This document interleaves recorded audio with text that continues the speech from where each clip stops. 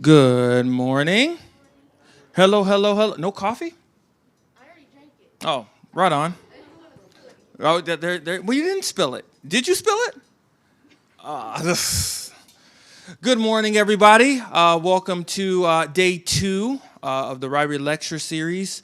Again, just here to introduce the speaker this morning. Again, Dr. Jeff Cox, who is the graduate program director of the Biblical Counseling Department here at Calvary.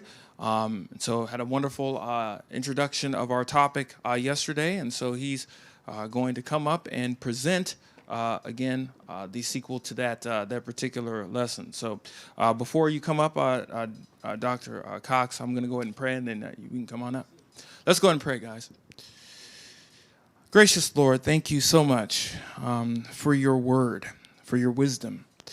Thank you, Lord, that it gives us, Lord, the answers, not just to how to view life itself, but how to relate to one another and the world around us in an effective way. Pray for Dr. Cox in his presentation this morning, that we would be encouraged and strengthened and instructed, and that overall you would be glorified throughout this presentation. We love you so much, Lord, and we give you due praise, for it's in your Son's name. Amen. So good morning. Luther sent me a question we didn't have a chance to get to yesterday, so I thought this would be a good introduction, so I'll read it. How can I live peaceably with a family member who sees every disagreement as an act of defiance and even goes so far as to say that a disagreement means that I don't love them? It's a good question. And so the subject of this, when John asked me, was how to disagree well. And so I'll say this, and I don't know the situation there, and it's tough to answer questions because I don't know the history with that, but I'll give you some thoughts. First, notice, and this is intentional, the series isn't entitled, How Can I Control Other People? Now, I want to let that sink in for a second. How do I make other people disagree well with me? Are you tracking with me? And the frustration comes, and this is tough, if I change how I approach this and I gain wisdom, which is a skill to do this, then how is that going to affect my life?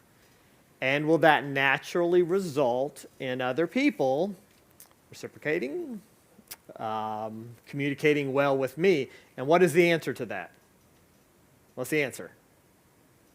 Yes or no? Yes. Wrong. And this, I'll just talk about this. How much do you control other people? Put that up high for everyone. Good answer. That's tough. That's tough. Okay. I would even go as far to say this. The more you try to control someone else, the more you'll lose control of yourself. If you want to measure your anxiety in life, one place to look is how much am I trying to control things or people or situations that I really have no what? Control over. So theologically, Paul would say, as much as possible, live peaceably with everyone. Now, this sounds like a family dynamic. Now I'm going to make some presuppositions here, and I could get this totally wrong, but I'm just going to ask, if you're 25 years of age or younger, raise your hand. Yeah. All right, so there we go. Actually, technically, you're not even millennials, okay? So there we go. Raise your hand. And I teach lifespan development in psychology. And your age demographic is a completely different defined element or designation in lifespan. Meaning there would have been a time when just 18 and younger, minor, and within 120 years ago, we created this thing called teenager that didn't exist before then, but there you go. And then 18 or 21 or whatever, depending on the society, then you're an adult. And actually, if you look at sociology and psychology now, they've created entirely different designation for you that kind of communicates this transition. So I'll tell you the things that you would hear if you really went and talked to a counselor who was helping you with that question, and it would be this. This person who says you have to agree with them, and if you don't, then somehow, I don't know the situation here. I mean, it could be you're totally wrong, but I'm going to give you the benefit of the doubt that you're wise because you're asking the question and you're sincere. And it really comes back to you with more of a boundaries issue. Meaning, can you make this person agree with you? Yes or no? You cannot. And the more you attempt to do that, the more that you will probably experience anxiety, frustration in your own life. That's the first thing. Number two, and this is a very difficult one, you're probably, I'm guessing, now somebody could have sent this in, that watched online, and you're a graduate student, you're 36 years old, and you're saying you're missing it completely, but I'm just going to judge it by the room that I have here. You're in a transition period here where somewhat you're autonomous, and somewhat this person still has responsibility over you, and that's tricky, okay? But here's the reality, what I would say to a parent with an adult child, and it would simply be this. You can have your boundaries, and you can have responsibilities, like if you live at home, there's certain things you can't do. That's all fair, but you should be allowing them autonomy to have their own ideas. And here's the biggest questions that we would ask, and here would be the first one. Number one would be simply this. With your adult child, do you ask permission to speak into their life? Whoa! And sometimes parents get freaked out by that, okay? So I'm older, grandchildren, children, things like that. Do I ask permission of adult children to speak into their life? Because oftentimes parents are so used to doing it their whole life, they just think that they can do it what? Whenever they want. But the reality that doesn't make for healthy boundaries in relationships. Now, sometimes it's understood. You could have had a relationship your entire life where you speak into each other, and I got off the phone with my dad on the way here. My dad's approaching 80. We have a relationship where it's understood he could. Okay? He's not going to ask that. But a lot of times in family dynamics, that's not the case. So the first thing with the parent, that they would ask permission, and then you decide, yes or no, I'm going to do that or not. And here's the big one. You can learn to communicate well with this family member.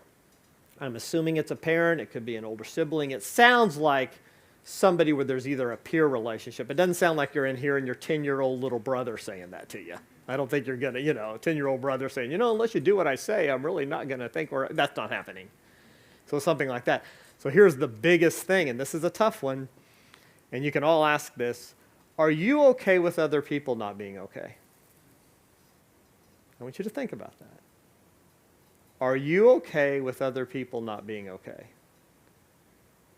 Because if your entire well-being is predicated, is going to be worked out with other people have to be okay for me to be okay, then for your entire life, who are you letting have control over you? Other people. So you have a conversation with this person, and you're going to do all these things I'm going to talk about, and I'm just going to give you the benefit of the doubt. You're not a complete idiot, okay? You're not a jerk. You're not going to go, I heard the speaker at Calvary, and you are dysfunctional and have maladaptive behavior, and I will not. You're not going to do that. And all of a sudden you're sitting here and you're thinking, now after I've done all I can do, as much as within me to live peaceably with all men, I've done all of these things, and they're still not okay with me. You have learned to disagree well. But can you make them be okay with you, yes or no? No. And for that, it's eventually going to be, what is it in you that's not okay if they're not okay with the situation? Does that make sense? And if you don't get to that point in your life with some sense of autonomy, which during this season of life, you're growing into that. I get that, but you're growing into that. The most healthy people are the people who are like that way. Now, you have to be healthy yourself, because you could be completely making poor choices, self-centered, shallow, self-absorbed, blowing people off. And if you tell yourself that then, and other people are like, I don't think you're making good choices. I don't care, I'm okay if you're not okay with me. That's not what I'm talking about. But I'm talking about you have enough self-awareness that you know, I am healthy. I do want a relationship with this person. I do believe I'm making good choices. I do believe we don't agree on this. And I also realize as an adult right now, I can still love this person. But if they're then not okay with me, I'm still going to be what? Say it out loud. I'm going to be okay. Does that make sense? Okay, so that's what I'd say to that. So anyway, basically, we all have a predisposition to believe our ways are right. We all have it. I have it. Every one of us has it. It says in the book of Proverbs. The point of this is how to disagree well. Why should you care? I will tell you this. The health of your life and your influence for Christ and the kingdom of God will largely be dictated on how well you do relationships. And unless you're going to surround yourself with people who agree with you, think just like you, who tell you what you want to hear, unless you're going to get out and experience the universe, which will be people who don't always agree with you, and if you can learn to navigate that, I really believe you'll have what the Bible says is shalom, overall wellness in your life, because there are going to be people who disagree. And even coming up from a Christian worldview, we have a perspective that is antithetical to what this world system believes. I mean, they're not just going to buy into that. Now, is there times when somebody's just going to get up and preach and say this is what the truth is and throw that out there? Yes, and people have to make a choice. But you're going to find often you're going to have to persuade people, or you're going to have to learn to dialogue with them in a way to win them. And the Bible is full of those kinds of conversations. The Apostle Paul has them all the time. Now, almost persuadest me to be a Christian, Mars Hill, all of those examples of how to do this. And if for no other reason, you'll have a more fun dating life if you can pull this off. So here we go. Yesterday, Monday, was the introduction. Today, active listening. Wednesday, helping skills. And Thursday, agree and disagree. Now, I have enough self-awareness to know this. I don't know. Are you required to be here? Yeah. Yes. Okay. And I think back. I wasn't the best listener. In fact, if I would have been diagnosed, I would have had a little bit of attention deficit. I struggle now. Do I like to listen to sermons? How long are they? Do you like to listen to a podcast? How long is the podcast? Have they made a point? So I'm going to totally give you this. If I was you, half the time I'd be checking out. So I'm giving you a break. That is normal. So my only goal is if I can give you one or two things that you think that would be helpful, I've won the day. But here's the point in this. Most of you are hearing me right now, but that doesn't mean you're listening. Hearing is just something that happens. It's a noise. I'm communicating words. But even right now, I'm thinking about this. This is on my mind. That's completely normal. But I will say this. If you're going to learn to disagree well, you have to learn the skill of what it's called active listening. Okay? So the emotional intelligence part, I'm just going to go through this again. You can't just learn these skills unless you're healthy. So you can't be sitting here and be self-absorbed, be narcissistic, be selfish, want to prove you're right, be insecure. You can't be the person that wants to get on Facebook and post certain things so I can show people how smart I am. You can't be that unhealthy and learn to do this. So to some degree, you have to take your own wellness, your own spiritual life, all of that seriously. So here's what usually happens. Let's say that this was I don't know who in here is married, who's not. I'm guessing most of you are single. But if it was a marriage conference, you would show up. And a pastor is going to stand up at a Christian marriage conference, and they're going to go to one of a few texts. Usually they're going to go to the one in Peter. They're going to go to Colossians 3, Ephesians 5. They're going to take 1 Corinthians 13 out of context, and they are going to teach on love and marriage. Okay? And they're going to tell you do this, and husbands honor, and there's some submission stuff, and mutual submission, and love as Christ loved the church. And they're going to throw that out there, and they're going to ask people to go do that. Now, here's the problem with that. In all of those passages, they occur later in a book. And here's what it means. If you haven't figured out how to do Colossians chapter 1 and 2, you're not going to be able to pull off Colossians chapter 3. And if you haven't figured out how to do Ephesians chapter 1, 2, 3, and 4, you're not going to pull off Ephesians chapter 5, meaning to just throw instructions out to people to say, go do these things, and they've never really changed the kind of person they are, they're not going to be able to do it. So, simple illustration. Let's say you struggle with self-absorption. Well, how do I know? What that means is you're in here right now, and just look around the room at everyone else. Just do that right now. Everyone, look around the room at everyone else. Here's what self-absorption means. All these people in the room, they're minor characters in my movie. They only exist when I see them, just like it was a movie. You say that's a little bit silly, but if you have that view instead of selfless, like I'm here to help people, will you ever be able to disagree? Well, you won't be able to, because you'll always be self-absorbed. So the emotional intelligence part, unless you take seriously your own personal growth, the skills I'm about to give you, they won't work. Or you'll do them for a little while, but they won't. But I'm going to give you all the benefit of the doubt that you're going to be on the journey to be conformed in the image of Christ, to be mature, to be emotionally mature, and you'll have all that down. So then we'll come to this and we'll go through it.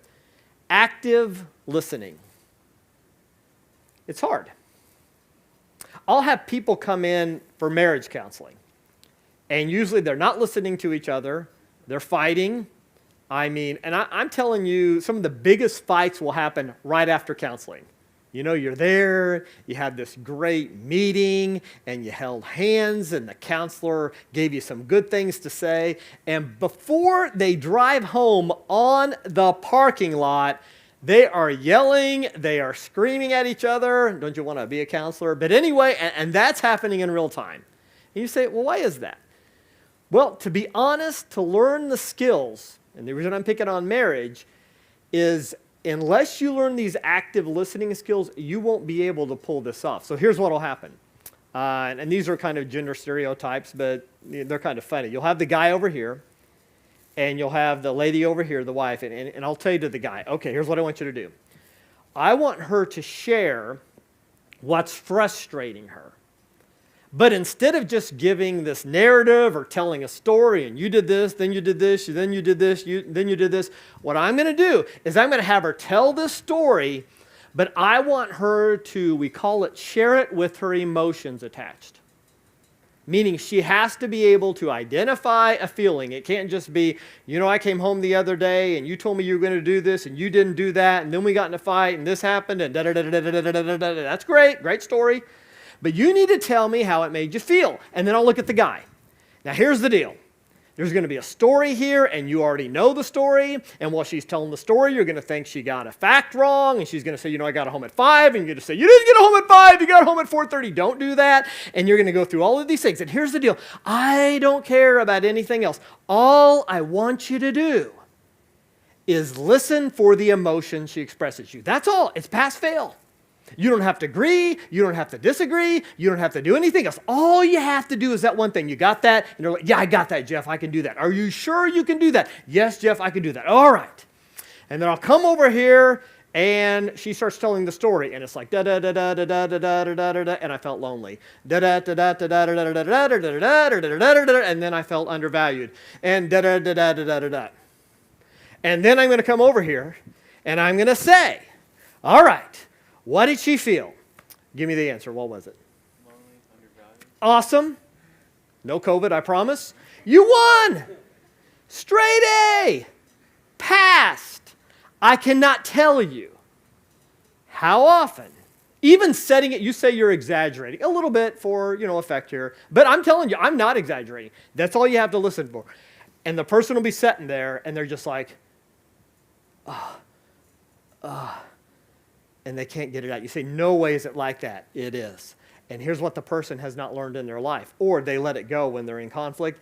They no longer have what? Active listening. So what are they usually doing is thinking about what they're going to say. Rebutting something. Checking for facts in the story. Waiting to share what they think. They are not actively listening. I used to have a boss. Church I worked at before, I was an executive pastor. I loved him. He was great, but he was not a great active listener. Here's what I know. I'd be talking to him about something, and this would happen often. And I'd get like, this is not an exaggeration, like 15 seconds into the conversation. And so I'll pick on you, okay? You're me, and I'm him. And so just start reciting the alphabet right now, and I'm going to listen to you. Start, go A, B, C. Go ahead. A, B, C, D, E, F, G, H, I, J. What did I just do? Yeah, it wasn't like he turned his back. It wasn't like he blew me off. I could just tell we're looking at each other, and then his eyes are what? Like right there. And I wanted to be like A, B, C, D, like that. I mean, just something to bring in. Why? He was not good at active listening. He checked it out all the time. I want to be able to disagree with people well. Okay, I'm going to give you the thing. You've got to learn to do this. But I want to tell you this. So here's a little glimmer of something else. If you want to be a leader, if you want to influence people, if you want to make an impression, if you want to be successful in dating and falling in love and all of that stuff, I promise you, learn this skill. I want to get promoted where I work. Learn this skill. Now, you'll get frustrated because you'll see people who have not learned active listening and they seem to have got promoted and that'll frustrate you. But I promise you this, if you learn this, it means everything. So, I'm not going to give you a bunch of verses. What is a lot of the book of Proverbs about? How we communicate. I can show you verse after verse. Swift to hear, slow to speak. Even a fool, when he holds his tongue, is cattle. I can tell you tons of things on learning to listen. I want to be able to disagree with people well. Learn this. Hemingway said this, when people talk, listen completely. Most people never what? Listen. They hear, but they don't listen. So here we go, active listening skills. I'm going to run through them quickly. I don't know if this PowerPoint's available later, but it is. I promise you I'm going to go fast, but I'm going to assume you're already a healthy person. Okay? Here's what's not healthy. If you're sitting here, you're a guy, you mean if I active listen, I can manipulate girls to date me? That's not healthy. Okay? That's not going to work long term. Okay? It won't work with them if they're healthy. Okay? But with some genuineness in our lives, these are the active listening skills. So here we go. Open-ended questions, request clarification, be attentive, summarize, paraphrase, reflect feelings, be attuned to feelings, and ask probing questions. I'm going to go through these quickly. There's a ton of them here, but you say, I want to be able to learn to disagree well. This is the beginning. Before you ever say anything, before you ever speak, before you verbalize your opinion, your thoughts, your emotions, can you listen for this? So number one, what is so powerful about a question? It shows humility. It shows that I want to know what you have to say. It expresses one of the most important things when you're talking to people. It expresses, I'm curious about you. So just ask yourself this. Are you the kind of person who's a teller or an asker? Seriously. Do you immediately want to tell people about your day, what's going on in your life, and what you're thinking? Or do you at least begin with, how was your day? What's going on in your life? What do you think about that? I want to tell you this. The people who make the most impact in this world are curious about other what? People. It's a skill. I had a guy who mentored me early in my life, and he used to finish every conversation with me in this way, and he taught me this. I probably end about 1/4 of my conversations this way. At the end of this conversation, it will be Jackie over here. I have a conversation with Jackie. At the end of the conversation will be, is there anything I can do for you? Now, I'm praying there's not, because it means more work for me. But you know what I'm communicating? I'm communicating, I'm curious, I'm interested. It's not just what? About me. When you ask questions, you give up control of the conversation. Now, you can steer people and you can guide people, and there's a lot of sales stuff to ask questions. But you know what? When you ask a question, you're turning over the conversation to who? Them. It's very powerful. So ask open-ended questions. Never ask this if you're trying to disagree well. Do you think blank? That's usually debate club questions where you're trying to corner them in. Do you think blank? And they either say what? How am I going to answer that? Do you think the sky's blue? Now, I could go into a narrative, but pretty much I'm going to answer either what? Yes or no. If you keep asking those questions, you don't build a relationship. Parents, usually boys go through this, usually in adolescence, they come home and their mom wants to talk to them about their day. I'm kind of stereotyping here, but it happens. And the mom would say, how was your day? What will the boy say often? Think of a 15-year-old. Good. What do you want to tell me about it? No, it just doesn't go anywhere. Now, open-ended questions don't work on the real smart 15-year-old boy because he'll steer around it. But what are they? So here's one. What do you think about blank? That's a question. So there's something you don't agree on in a relationship with somebody, or something that, okay, like the one that I called earlier, there's something serious in this family where two people don't agree. Just a question, what do you think about it? What are you doing when you ask that question? I'm curious about you. I'm interested in you. I want to know what you think. It opens that up. You say, well, a lot of people don't fall for that. Like counselors, it's always tell me how you feel, and they don't ask it. There's another way to do this. It's not a question. Please tell me what you think about it. That's a little more insistent way of asking the question if they're not one who bites on that.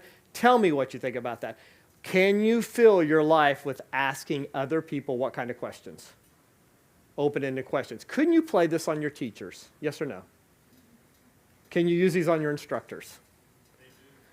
if you're smart, because it's going to make the teacher have to explain more. Instead of like, hey, do you think I'm doing good in your class? No. Tell me how you feel I'm doing in your class. I mean, at least you started the dialogue, okay? Please tell me what you think about it. That's open-ended questions. Request clarification. And this is when you're disagreeing with somebody. And these are so you think of all of the things, I don't care, politics. Okay, so people arguing about the last election, nuclear bomb. If you ask this question, are you saying you think it's okay to blank, fill in the blank? I won't, because we'll get in a big debate right now. That's not how you disagree well. Okay? I mean, I could play, I won't even say it because I'm trying to forget about it. I'm recovering from the election, okay? But you know what? You could, right now, if you're thinking, you could either side, whichever way you voted, you can think of a way to ask it to pin the other person in a what? Corner. I can. I think of lots of ways to do that. What are clarifications? Don't be sarcastic or demeaning. That would be, could you make more sense? Nope. Sarcasm doesn't work. So how would you ask that? If I understand you correctly, blank. You're trying to get what they're saying correctly. I don't understand completely what you meant by blank. Could you explain that again? Meaning you're actually inviting them into an actual relationship. Because here's the deal. If you just want to spit out what you think about something and go your way, well, you know what? You might be able to do that with somebody on Facebook and just blow something up, or Instagram. Yeah, you could do that. But if you want to have a relationship with this person and have them influence you and you influence them, you can't do it that way. Next, be attentive. So how do you do that? Be prepared to restate their narrative. So you're not listening because I'm bad at this. You say, well, you're really mastered this. No, I don't. You know what one of the hardest things for me to do? Literally, I'll be even with my granddaughter. She turns 8 today. I call her Punky Jane. I'll be with her. My wife, grandma's over here, and I'm there. And I do have attention. My mind's just, and I'll start clicking on. My wife will literally reach over, like we're sitting there playing with Punky Jane or doing something, and she'll put her hand on my knee, and she'll go this. Be present. She's not beating me up. She's not embarrassing me. She knows it can just go. Some of you are like that. What are you listening for? You're not just listening for something for you to disagree with or something for you to say. And we'll talk about this tomorrow, can I actually be attentive enough now that I could tell their story again? Meaning, if you've really listened to me right now, listened, not just heard, you could probably get up and give some of the points and some of the stories. Meaning, am I really making an attempt to be attentive? Because here's the frustration. How frustrated do you get when you want someone to pay attention and they don't? How does that make you feel? Be honest. Come on. What emotions come up? Jerk, idiot.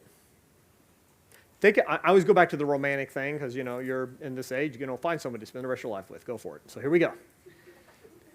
How does it make you feel? Hey, how was your day?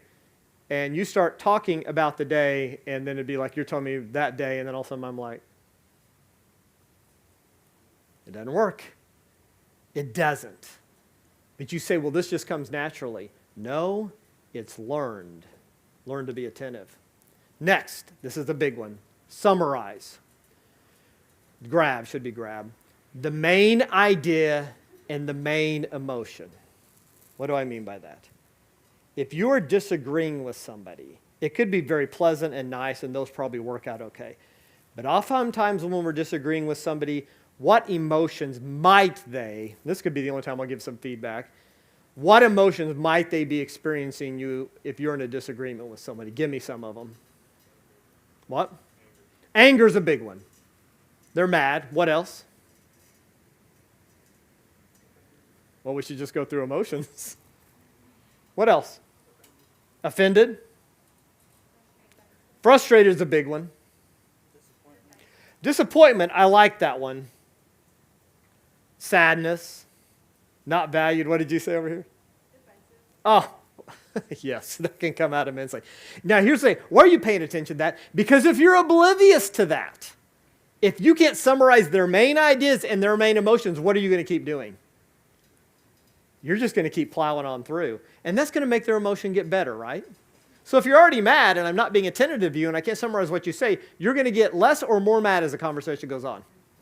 If you don't feel valued in the way I'm talking to you, the longer I talk to you, and if I keep on that path, are you going to feel more valued or less valued as we go on? And here's what happens. We're so oblivious to the emotions and what's going on, we just keep plowing ahead, and there's like, you don't stop for a second and regroup. Next after that, this is paraphrase, and this is a little bit different. Put the narrative in your own words. That means you're going to paraphrase what they say. Now you say, why is paraphrasing so important? And I want to tell you why.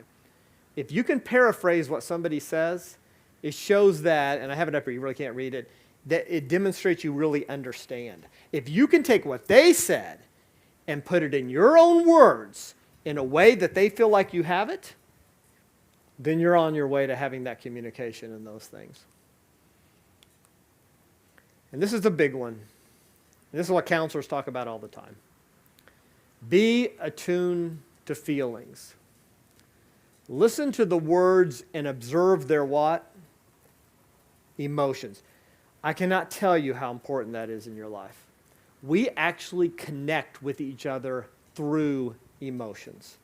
You know, I had somebody get up, and we were doing a life mapping for leadership development at this conference the other day, and had one of my counselors speaking. So he was showing how to do a life map. And basically in these life maps, you kind of have this grid and a scale of 1 to 10, 10 being the best and 0 being the lowest. So you start out at 0, you're born. And you have to put on this grid, you know, whether that was good or bad. Well, most of us like to exist. So you start out here, okay? And then you're kind of going through the life, and this happened, and this happened, and pretty good because you're a kid and you're playing. And then all of a sudden at 6, I'm making these up, all of a sudden your parents got a divorce and you have memories of that. It goes down here. And then you go on a little longer and you're coming back up there, and you know, it just goes like that. So he's telling a story and he's just going through things. He's doing it as an example. And he said, yeah, I remember this happened. Then I got married and things were great. And he wrote on the grid really high and everyone's in the room there. And you're like, oh, that's good. You know, you got married like that. And he's training these people. And then he said this. And then my wife and I found out that we weren't going to be able to have children by our doctor.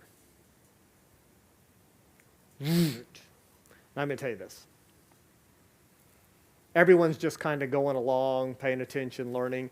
As soon as he talked about that, and since he's a counselor, he's doing the grid, meaning 0 means he would have found that devastating, sad. Everyone in the room immediately connected with who? Him. Well, this is good, then I won the lottery, and everything's good, and I got the best job in the world, da-da-da-da-da-da. And then they share something painful. Now, here's the deal. You feel close to that person when they share it, if you're mature. And just saying something like, even if you're disagreeing with somebody and they're frustrated and this is hard and you sense it's frustrating them, if you even just acknowledge it, you're really passionate about this, aren't you?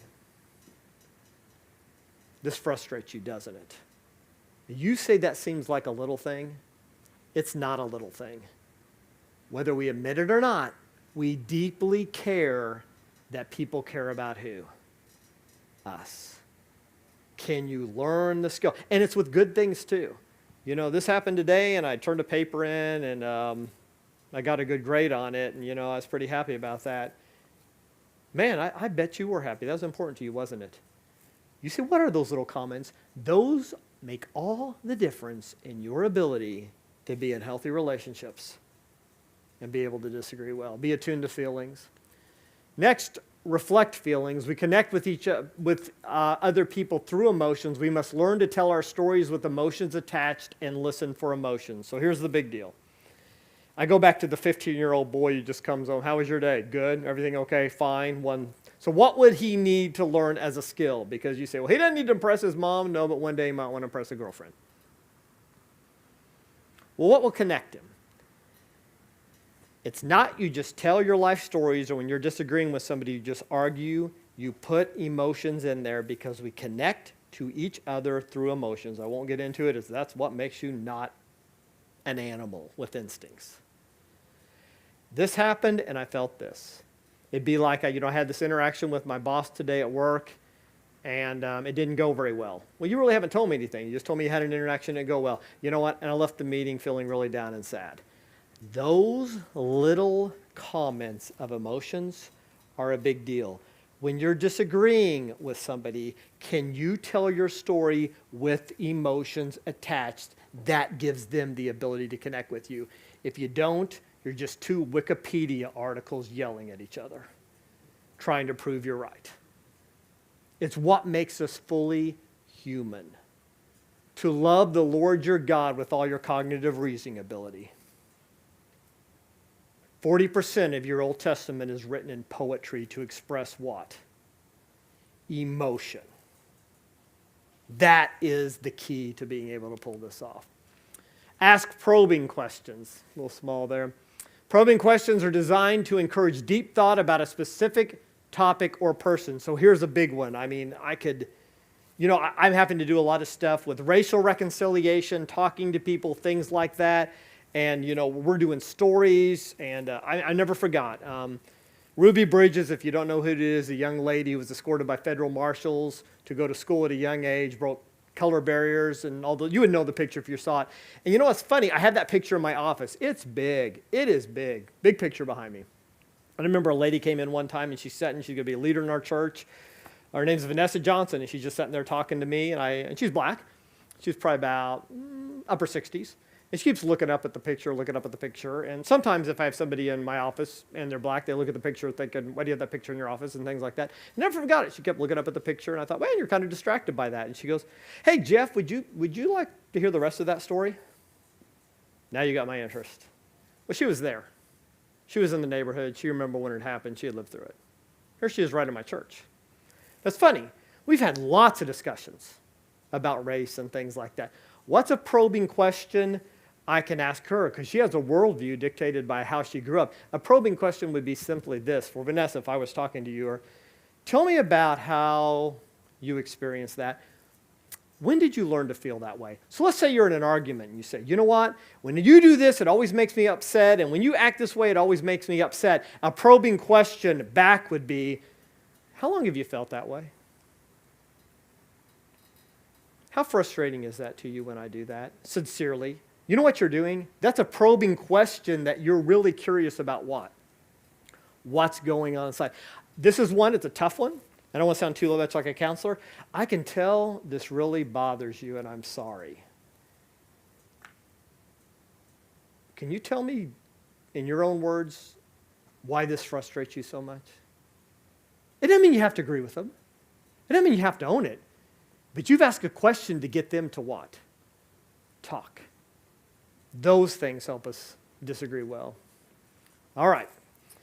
Those are the basic things on how to be attentive. I know it's a lot. I know it's 11, 12. I know you have to be here. But I will tell you this. I promise you this. If you want to disagree well and just for your whole life, if you can learn attentive listening, and I don't mean in here in a lecture, I mean one-on-one. If you can learn it, you will learn to disagree well and you will build relationships with people. Once you've learned it, though, you're going to be discouraged for really one basic reason. You'll realize how many people in your life don't have the skill. And you're going to have to deal with that and not judge them. You'll see how many people check out, how many people don't ask questions, how many people don't probe. And rather than get discouraged by that, I hope it just encourages you to become even better at that. I will tell you this. I'd say over 50%, nah, that's probably too high. The largest single type of counseling we do in our counseling center, I say we'll do up to 10,000 sessions a year, is marriage counseling. It is. You know what? Usually, by the time the marriage is broke, they're no longer doing this anymore. Oftentimes, they never had the skill and they didn't care because they were just young and interested in a lot of other things. But it didn't come out till later. If you're honest with yourself, unless there's something broken in you, and I say that seriously, if you're honest with yourself, the people that will mean the most to you in your life are the people who practice active listening skills with you. You know, it's funny. I have a godly dad. He is. I was very blessed in my life. You want to know why he was so awesome? Was he a great theologian? No. He was a listener. He asked me questions, and he practiced attentive listening. I'd say, yeah, I got a test today in 4th hour. That's all I would say. The next day, he'd say, you know, I prayed for you at this time. It was the time of 4th hour. You know why that meant to me? A lot to me? I was important to him, and I knew that because he what? He listened. He didn't hear. He listened. Be that person, okay? Luther?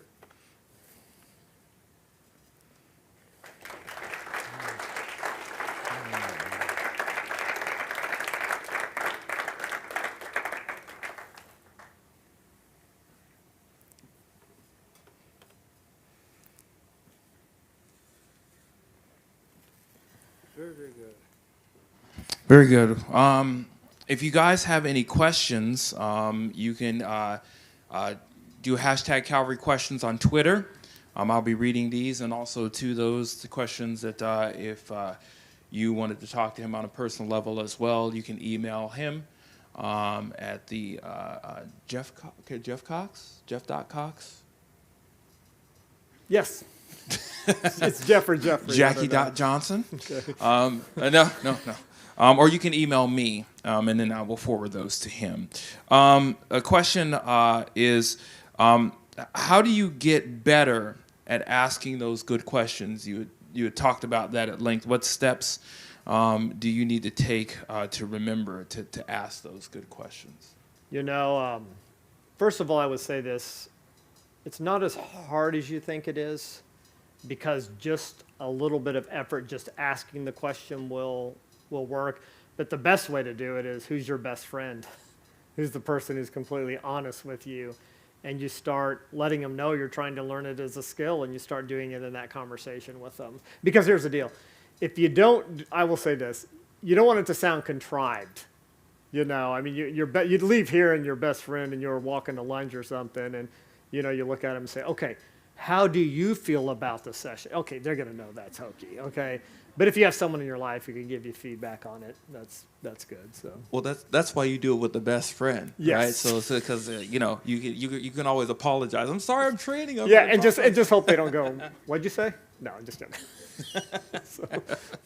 One of the things that I wanted to mention too was the example of Paul, and you talked about your dad and how he had prayed for you 4th hour for your test. You know, if you read Paul's writings, Paul is very specific about about the contents of his prayer to the saints. You can't, I mean, you read some of his prayers and you're like, man, this guy's really, really specific. Well, in order for you to be specific about that, like Paul, you have to be a good listener, right? And care about the needs of those individuals and know exactly what they need at the time that they need it. So that was a good, kind of a good reminder. Yeah, we can't always get it. We always check out. I'm bad. I fail at this a lot, but I'll tell you this. How many of you, in the course of your life, if you stay in Christian community ministry, this will happen a lot. Like we're in a room, and they're going to open it up for prayer requests. Okay. And you're going to give a request, and you're going to give a request, and you're going to give a request, and you're going to give a request. Then they're going to close out, and they're going to say, somebody close in prayer. Well, you can't write them all down, and I get that. But I want to tell you this. If you just, Lord, we deliver all these requests up to you, and sometimes that's appropriate, I'm not, but I want to tell you this. Just think of the person that in the prayer immediately recites back specifically what you said, you said, you said, and you said. I want to tell you what. And you say, well, we're all praying to God, no one else hears baloney, we're all listening to each other's prayers. Here's the reality. You can imagine how much that encourages people. I mean, if you listen enough to the details of what's going on in their life. Why do people pay to go see counselors? Because counselors are trained to listen to people. Yep. Amen. We'll close this out here. Again, if you have any questions for him, or you can again go to #Calvary questions and connect with him, or you can send them to me, and I'll forward them to him, or you can email him directly. All right. Let's go ahead and pray and close out, and then you guys will be dismissed. Lord, you tell us in your word to be quick to listen, slow to become angry, slow to speak. And this gives us the means by which we're able to do that, to be quick to listen. With these steps and the observations of paraphrasing, summarizing, active listening, being involved, and being relational with the person that we're trying to connect with, to really empathize with them and connect with them in a meaningful way so that they know that not only are they understood, but that they're important.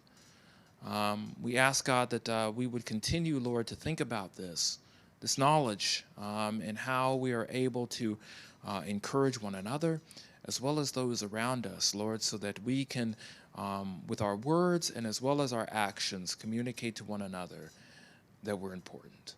Thank you so much, Lord, for this time. Pray, Lord, that you bless the food as we go about for lunch. And may we continue, Lord, to encourage and strengthen one another to the glory of your name. For we love you so much, for it's in your Son's name. Amen.